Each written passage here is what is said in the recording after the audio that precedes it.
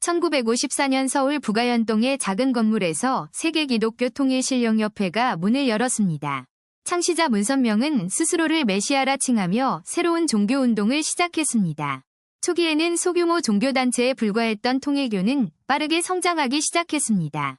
1960년대 들어 통일교는 단순한 종교를 넘어 정치와 경제 영역으로 확장됩니다. 박정희 정권 시절 통일교는 반공 이데올로기를 앞세워 정부와 긴밀한 관계를 맺었습니다. 국제승공연합과 한국문화자유재단 설립을 통해 정치적 영향력을 키워나갔습니다. 1970년대 통일교는 미국으로 진출하며 글로벌 종교기업으로 변모하기 시작합니다. 워싱턴 타임스 인수와 각종 사업체 설립으로 막대한 자본을 축적해 나갔습니다. 합동결혼식이라는 독특한 의식은 전 세계 언론의 주목을 받으며 신도를 확장했습니다. 하지만 통일교의 성장 이면에는 논란의 그림자가 짙게 드리워져 있었습니다. 신도들의 헌금과 경제활동을 통해 조성된 자금의 규모는 상상을 초월했습니다. 일화제약, 일성건설, 통일중공업 등 수십 개 계열사가 설립되며 재벌급 기업으로 성장했습니다. 1980년대 전두환 정권 시기에도 통일교는 정치권과의 유착관계를 이어갔습니다. 세계일보 창간을 통해 언론 장악력을 강화하며 여론 형성에도 개입하기 시작했습니다. 북한과의 비밀 접촉과 금강산 관광사업은 통일교의 정치적 야심을 보여주었습니다. 1991년 문선명의 방북과 김일성 면담은 한반도 정세에 큰 파장을 일으켰습니다. 종교와 정치, 경제가 뒤섞인 통일교의 비즈니스 모델은 독특한 형태로 진화했습니다. 신도들은 영적 구원과 함께 경제적 헌신을 요구받으며 조직의 자금줄이 되었습니다. 헌금 압박과 강제노동에 가까운 경제활동으로 많은 가정이 파탄에 이르렀습니다. 탈퇴한 신도들의 증언은 통일교 내부의 어두운 실상을 드러내기 시작했습니다. 하지만 막강한 자본력과 정치적 연줄로 통일교는 비판을 무력화시켜왔습니다. 1990년대 들어 통일교는 남미와 아프리카로 사업 영역을 확장하며 글로벌 제국을 건설했습니다. 우루과이에서는 광대한 토지를 매입하고 호텔과 은행까지 소유하게 되었습니다. 자동차 제조업에서 수산업까지 통일교의 사업 포트폴리오는 끝없이 확장되었습니다. 2000년대 들어서도 통일교는 한국 정치와 경제에 깊숙이 관여하며 영향력을 유지했습니다. 평화자동차를 통한 북한 진출은 남북 경협의 이면에 통일교가 있음을 보여주었습니다. 2012년 문선명 사망 이후에도 통일교 재벌은 후계 구도를 통해 계속 운영되고 있습니다. 문영진, 문국진, 문신준 등 자녀들 간의 권력 다툼이 표면화되기도 했습니다. 하지만 통일교가 축적한 자본과 정치적 네트워크는 여전히 강력한 힘을 발휘합니다. 종교의 탈을 쓴 거대 자본이 어떻게 한국 현대사에 영향을 미쳤는지 추적이 필요합니다. 신도들의 헌신과 희생 위에 세워진 제국의 실체를 파헤쳐야 할 시점입니다. 통일교와 정치권의 유착관계는 여전히 현재 진행형이며 감시가 필요합니다. 종교 자유와 경제활동의 경계에서 통일교 문제는 우리 사회에 중요한 질문을 던집니다. 신이 이름으로 시작된 비즈니스는 과연 누구를 위한 것이었을까요? 다음 편에서는 통일교 자본이 정치권에 흘러간 구체적 경로를 추적해보겠습니다. 1970년대 통일교는 한국 사회에서 단순한 종교단체를 넘어서기 시작합니다. 문선명은 종교적 영향력을 경제적 권력으로 전환하는 전략을 본격화합니다. 그 시작은 바로 제조업이었습니다. 일화제약, 통일중공업이 설립되죠. 일화제약은 인삼차 제품으로 큰 성공을 거두며 통일교 자금줄의 핵심이 됩니다. 통일중공업은 방산업체로 성장하며 군부와의 긴밀한 관계를 형성해 나갑니다. 1970년대 후반, 통일교는 언론사업에도 진출합니다. 세계일보가 그 시작이죠. 세계일보는 보수 진영의 목소리를 대변하며 정치적 영향력을 확대해 나갑니다. 미국에서는 워싱턴 타임스를 인수하며 국제적 언론 네트워크를 구축합니다. 이 신문은 레이건 행정부 시절 보수 진영의 핵심 매체로 자리 잡게 됩니다. 1980년대 들어 통일교의 사업 영역은 더욱 다각화되기 시작합니다. 자동차 부품, 식품, 건설, 관광업까지 손을 뻗치며 재벌 그룹으로 성장합니다. 특히 평화자동차는 북한과의 합작 사업으로 큰 주목을 받게 됩니다.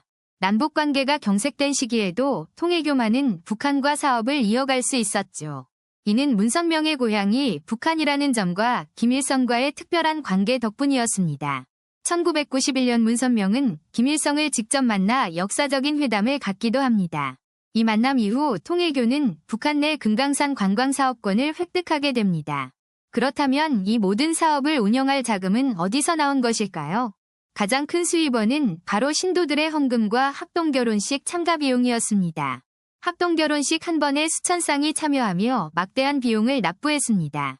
일본 신도들이 특히 많은 헌금을 했는데 그 규모가 수조 원에 달했다고 합니다. 일본에서는 영감상법이라 불리는 고가 물품 판매로도 큰 수익을 올렸죠. 선조의 영혼을 위한다는 명목으로 수천만 원대 항아리를 판매하기도 했습니다. 이러한 자금은 한국과 미국의 각종 사업체에 투자되며 제국을 키워갔습니다.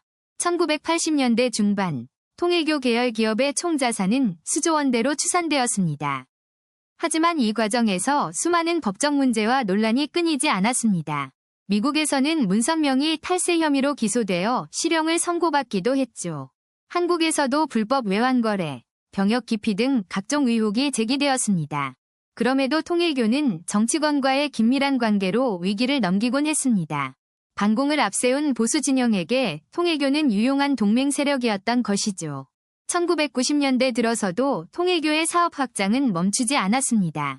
호텔, 리조트, 해양 사업까지 진출하며 거대 복합기업으로 성장합니다.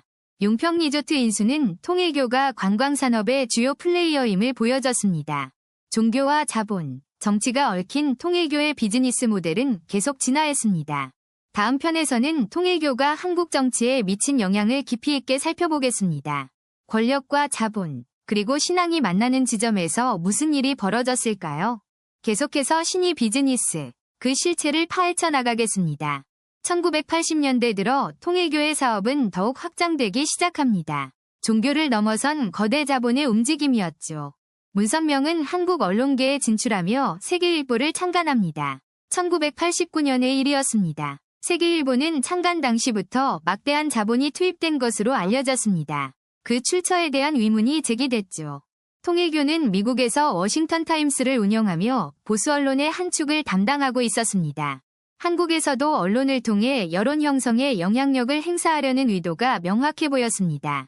같은 시기 통일교는 자동차 부품 제조업에도 진출합니다. 일화라는 브랜드로 말이죠. 일화는 자동차 부품뿐 아니라 식품, 건강기능식품 등으로 사업 영역을 넓혀갔습니다.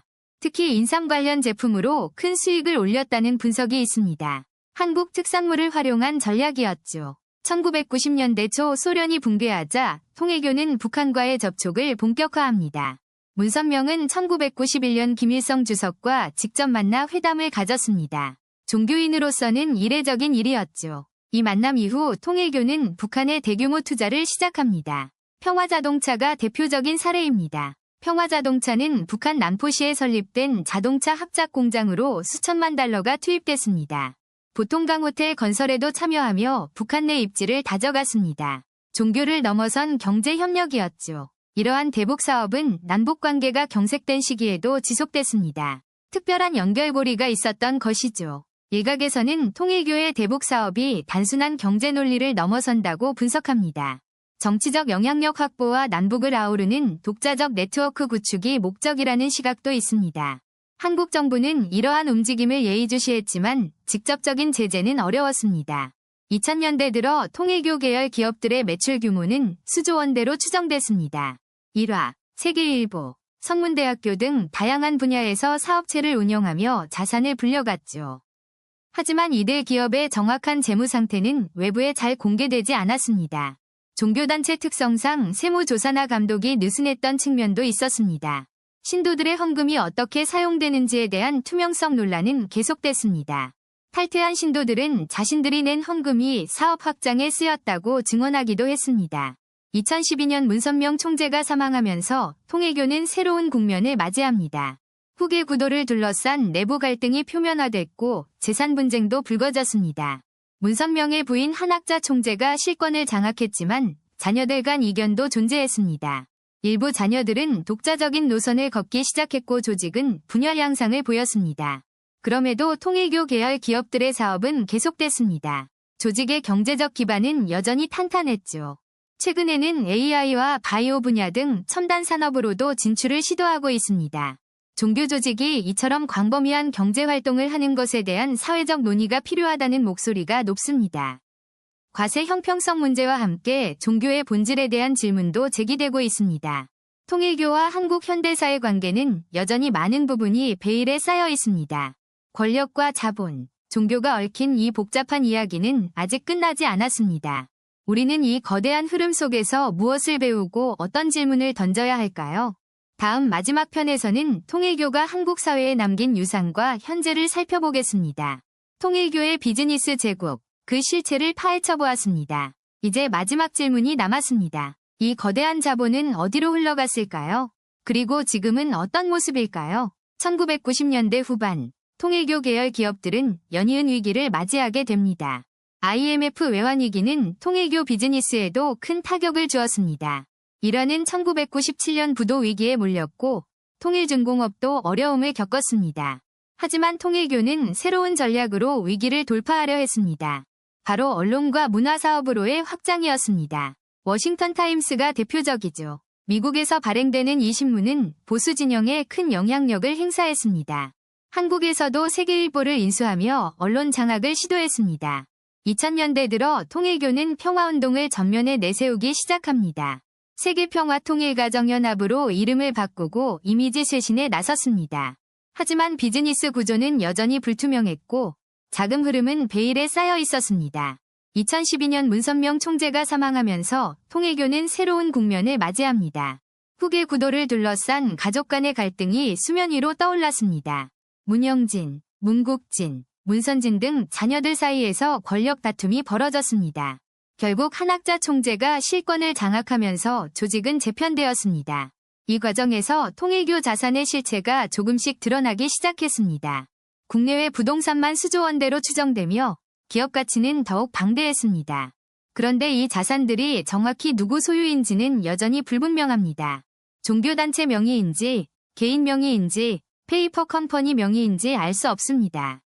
이러한 불투명성은 세금 회피와 자금 세탁 의혹으로 이어졌습니다. 미국 의회는 여러 차례 통일교의 자금 흐름에 대해 조사했습니다. 일본에서는 영감상법 피해자들의 집단 소송이 계속되고 있습니다. 한국에서도 헌금 강요와 재산 편취 사건들이 끊이지 않았습니다. 2022년 아베 신조 전 총리 저격 사건은 통일교 문제를 다시 수면 위로 끌어올렸습니다. 범인의 어머니가 통일교 신자였고 거액의 헌금으로 가정이 파탄났다는 사실이 알려졌습니다. 이 사건을 계기로 일본 사회는 통일교와 정치권의 유착관계를 재조명했습니다. 한국에서도 과거 정치인들과 통일교의 관계가 다시 주목받았습니다. 하지만 여전히 많은 부분이 밝혀지지 않았고 진실은 어둠 속에 남아있습니다. 통일교의 비즈니스 제국은 종교와 자본, 정치가 얽힌 복잡한 구조입니다. 반세기 동안 축적된 이 거대한 자본은 여전히 영향력을 행사하고 있습니다. 우리는 이 역사를 통해 무엇을 배워야 할까요? 종교의 이름으로 자행된 비즈니스, 그 이면의 진실을 계속 추적해야 합니다. 투명성과 책임성, 그것이 바로 우리가 요구해야 할 가치입니다. 신이 비즈니스, 그 긴 여정의 끝에서 우리는 여전히 질문하고 있습니다. 진실은 언제쯤 온전히 밝혀질 수 있을까요? 우리의 감시는 계속되어야 합니다. 통일교와 대한민국 현대사, 그 복잡한 관계의 실체를 기억해야 합니다. 역사는 반복됩니다. 우리가 잊지 않는 한 같은 실수를 막을 수 있습니다.